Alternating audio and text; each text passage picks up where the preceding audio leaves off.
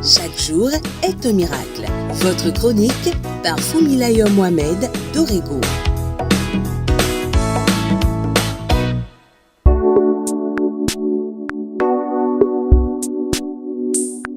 Bonjour. Ce matin, j'ai envie de choquer une personne. J'ai envie de te choquer. Toi qui pries ardemment, de tout cœur que Dieu te délivre, qu'il te réponde, mais qui n'a pas de réponse, j'aimerais te dire que rien ne changera. Il est vrai, tu es accablé, persécuté, abusé et parfois même rejeté. Il est vrai que tu pleures, mais ta situation ne change pas et elle risque de ne pas changer si tu ne changes pas ta manière de prier. Ton commerce marchait très bien, mais depuis que cette voisine a ouvert sa boutique, tes affaires semblent être coincées. Et tu pries contre ta voisine, que Dieu fasse que tes affaires à toi prospèrent. Sais-tu que ta prière ne sera pas exaucée? Dieu t'a-t-il dit qu'il n'aime pas ta voisine? Ta voisine ne mérite-t-elle pas aussi de se faire de l'argent? Change ta manière de prier.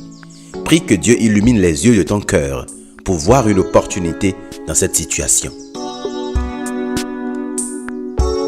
Ton mari, ta femme te persécute.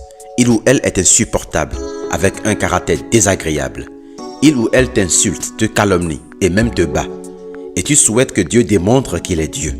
Tu pries, tu jeûnes pour que ton homme ou ta femme regrette ses actes et soit la personne que tu veux, selon toi. Arrête de rêver, cela n'arrivera pas. C'est une manipulation pure de vouloir qu'un être humain soit ce que tu désires.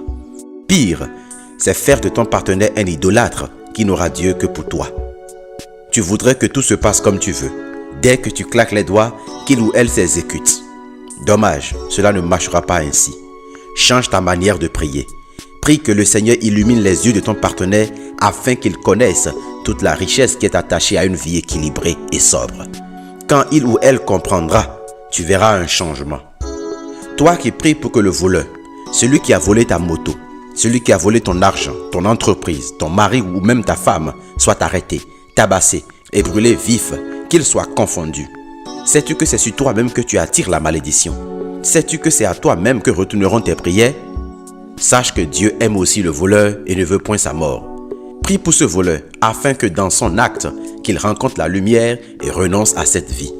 Aussi longtemps que ses yeux ne seront pas ouverts, il demeurera dans les ténèbres et dans le faux.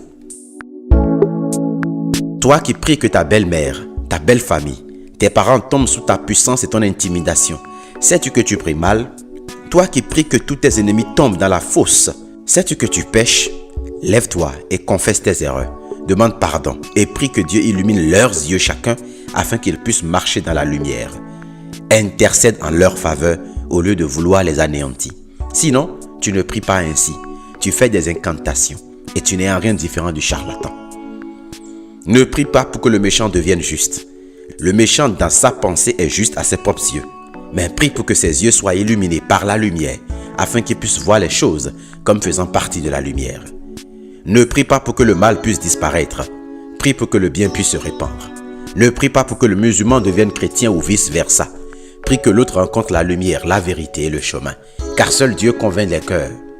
Ne prie pas pour la mort du pécheur, prie pour sa repentance et son salut. Et d'ailleurs, que sais-tu du péché? Ce qui est péché pour toi est-il péché pour Dieu? Par-dessus tout, prie toi-même sans cesse pour que Dieu illumine les yeux de ton cœur afin que tu saches quelle est l'espérance qui s'attache à son appel, quelle est la richesse de la gloire de son héritage qu'il réserve à ceux qui décident de le suivre. Agréable journée. Merci de contacter le numéro +229 66 92 09 09 pour participer au groupe restreint de discussion ou pour rejoindre la liste de diffusion.